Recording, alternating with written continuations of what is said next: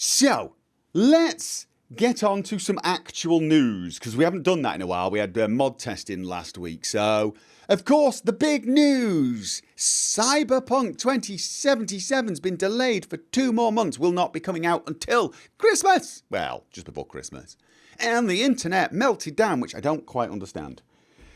Well, I understand everyone's disappointed. They wanted the game ASAP. But people were like... It wasn't like, oh, I'm disappointed. Oh, I really wanted that. It was like, oh my God, you suck. This game obviously sucks. Everything sucks. This is the end of the world. Like, okay. I mean, the replies to their post were just, I saw maybe one, like, yay, do it. Good, excellent. Take your time. And then like 10... oh my God, you suck saws. Yeah, and you know it's the same people who would be the first to scream bloody murder if they released it and it was like buggy, not polished, if it was in fact in need of another 2 months. See, here's the thing. I don't care if I get another tweet from them in 2 months' time saying, yeah, sorry, we're going to have to delay it another 2 months. I would rather they did that for the next 2 years.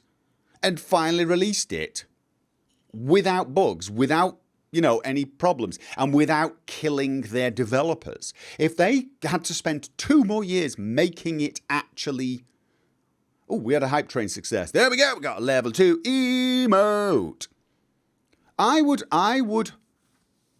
much prefer they take their time, don't kill their developers, and release a good product. Rather than, And yeah, if you want to say, well, I'm disappointed, that's fine. And if you want to say, well, to be honest with you, I mean, there are even people well, that's it then, obviously. If you can't keep your promises, I'm not going to buy your games. Well, whatever. There's something about that attitude that makes me like... I don't know. It's just like... They make it sound like, you've ordered an extension for your house and the builder didn't turn up for 6 months and they've really put you out. Just play a different game. I mean, I get it. Yeah, it's not like Cyberpunk 2077 not coming out this year is really, really going to put anybody out. I mean, I make my living out of games and I just can't imagine being that peeved that a game isn't coming out when planned. And I tend to have to plan my channel around it. I plan, I'm going to leave a gap here. I'm going to leave a gap for Cyberpunk 2077 so that I can get stuff out. There we go. And then suddenly, it gets cancelled and I have to change my plans. Most other people, all they have to do is find another game to play. And I'm sorry, that is not a problem. The problem's quite the opposite. Finding enough time to play all of the games that are available. I don't know. So yeah, I don't know. There's a little side of me is a bit judgmental when it comes to comments like that because I feel like, I don't know. I get you being disappointed. I'm all right being disappointed. I just don't understand that sort of thinking. And right now in the video on demand, someone's typing, hey, but they've let me down. You see, that's the thing. I think if you pinpoint a game and its release date and then hinge your very happiness on that date being met, you may want to reevaluate your priorities. And I'm not saying it's not okay to be disappointed because, like if they announced Starfield and, they cancelled it, I'd be disappointed, and I'd have to really shift plans because I'd be planning for all the modding because I am looking forward to Cyberpunk 2077. I am. But I'm really hoping for something new in the modding scene. So, I mean, like, I'll make do with Skyblivion if Skyblivion comes out. One of the big projects, I'm itching for a new modding project. I really am. Yeah, and if Starfield comes out and it's got modding, that's going to be brilliant. We're going to be seeing all the new mods come out. I'm really looking forward to it. But I'm not going to if it doesn't happen by a certain date, I am going to be miserable. It's just I'm not hinging my happiness on it. And I don't think other people should. Do I want to put the chat on screen for the VOD? Yeah, no, that's a good idea. That is a very good idea. So I did get one. Oh, I've got to find this one. It was like, oh, I want to find this reply I got from somebody who absolutely cracked me up with how stupid they were.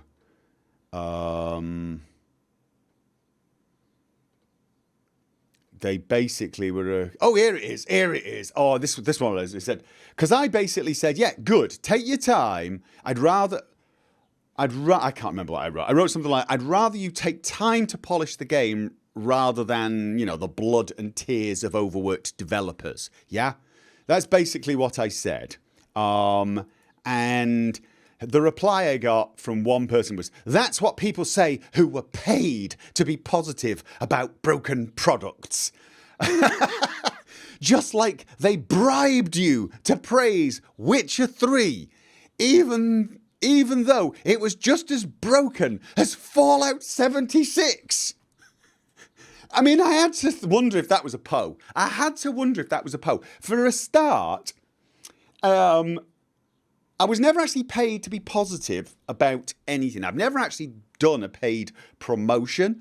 I am in a business relationship with GOG, and GOG and CD Projekt Red are pretty much the same, right? But I didn't get into that business relationship until after I had posted, well, actually, no, it was, I went into the business relationship before I did the review, but I'd already done the previews. So I wasn't even in a business relationship with them, right?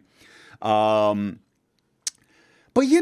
I am in a business relationship with them. And if you want to say that affects my judgment when it comes to their products, you're absolutely, you're right. It's going to affect someone, I suppose, a little bit. But in this case, I have to tell you, not much. The amount of money I get from them is negligible. It really, it's basically something like 1% for every sale I get on GOG. If you guys remember to use the link that Moobot spams every now and again, and let's be honest, that's not very often. It's not. I mean, I see a handful of games per month, maybe, with my link, which means I get per month.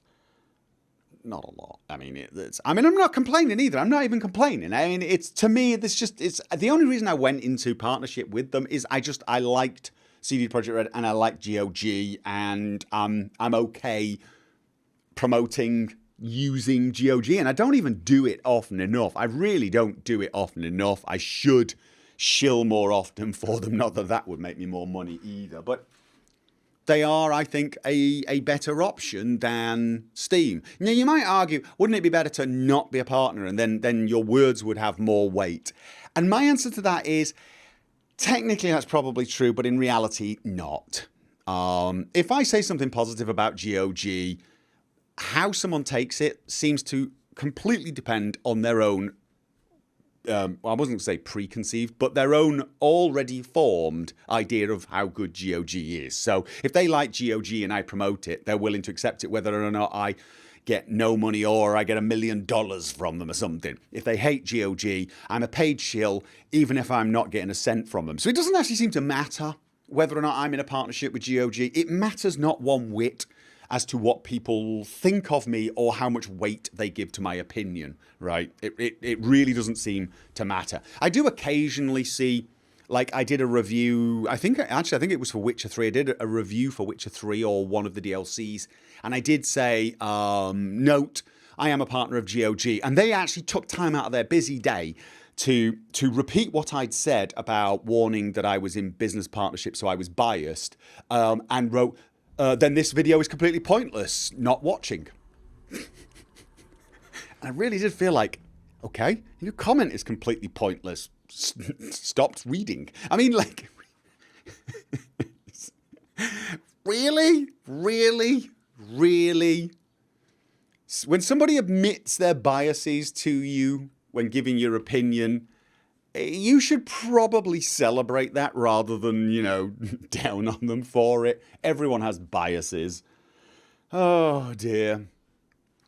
But that's not what made me laugh about this. You want to call me a paid shill, I'm alright with this. But it was like, the idea that they needed to bribe me to praise The Witcher 3.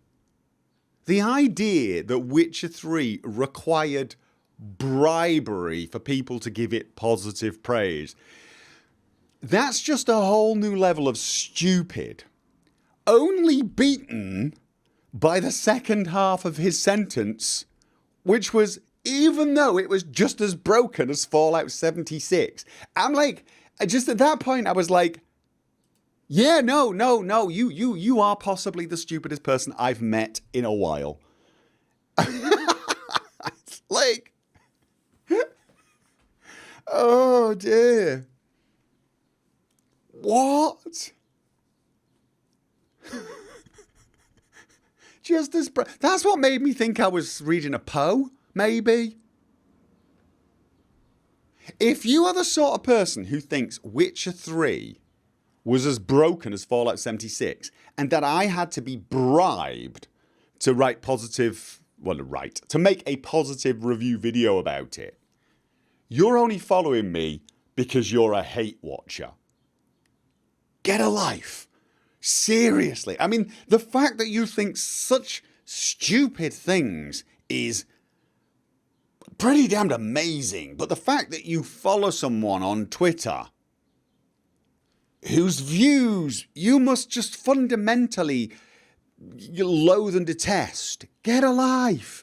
Get a life.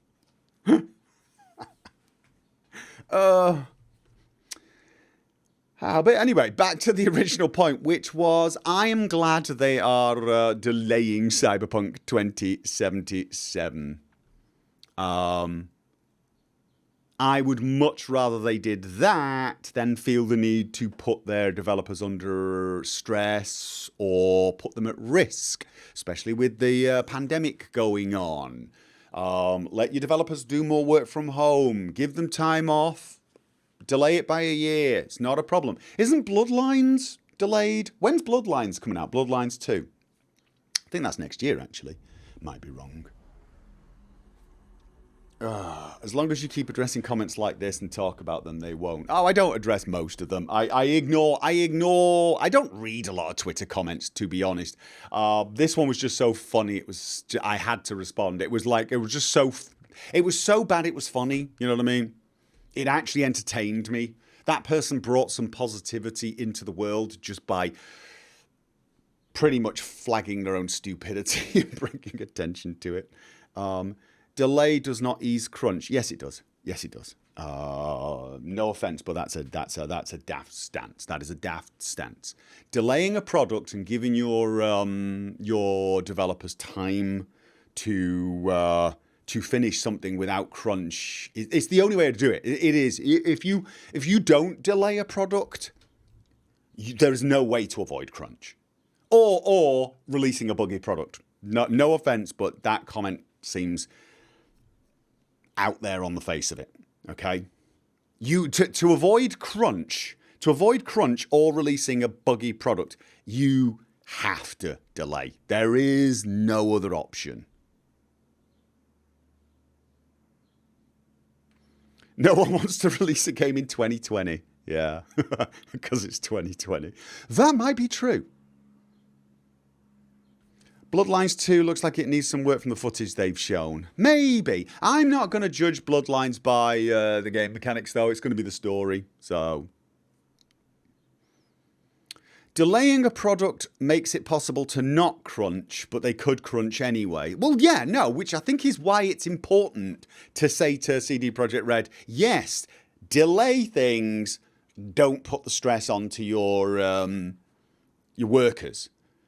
I think it's probably a good idea to congratulate them on being willing to delay and reiterate you'd prefer that to crunch. CD Projekt Red have confirmed in their interviews they will be crunching already. I'm not remotely surprised. I can't think of any computer firm, any software firm that doesn't crunch, to be honest. And that is in no way justifying it. But it is normal in the industry. I can tell you this from first hand. It's not just the gaming industry. And I would say it goes beyond just the software industry as well, but it is absolutely part of the software industry, and it's counterproductive.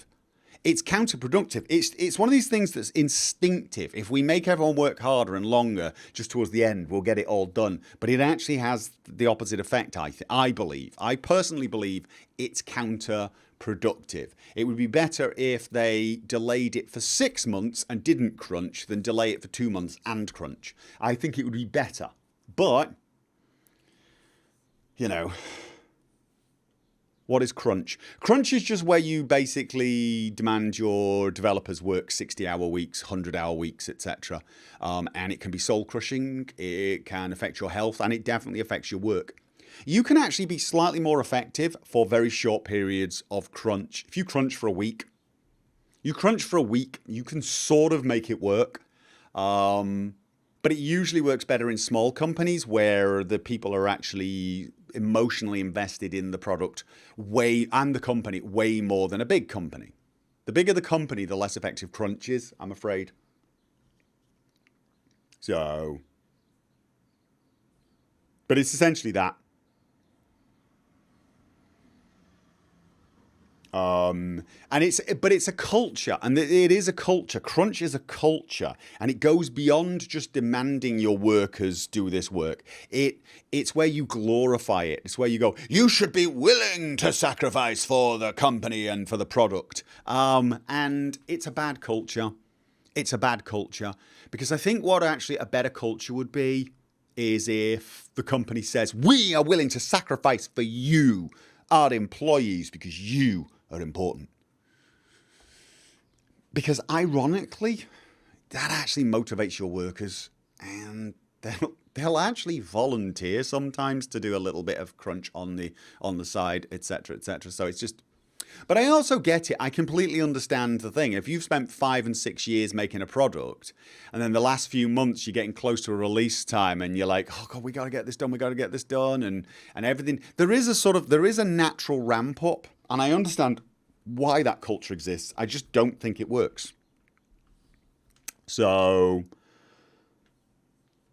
crunch is often a sign of poor project management. It's always a sign of poor project management. It's just always. And I'm not saying that if you end up missing a deadline, that makes you automatically a bad project manager, but it does mean some mistakes were made, some estimations were wrong. And I can tell you again from experience that those estimations being wrong is normally something you can see in advance. You can see a project manager who tells his boss, yeah, no, we'll be ready in 2 months, when all the developers have said to him, no, we're going to need 3 months to do that. And if we try and do it faster, it's going to be a nightmare. It'll be buggy. It'll be problematic. So yeah. Crunch has limited benefits. Absolutely. There's this thing where, you know, if it was like, here's what I would say with Cyberpunk 2077. If it was like 2 weeks before launch and all the developers were doing like 80 and 90 hour nights to fix the last minute bugs and polish this, that, and the other, I'd almost understand it. You possibly would even get some benefit from that because they'd be so damned, oh my God, we're going to release it. And you get this sort of energy that actually makes you function okay.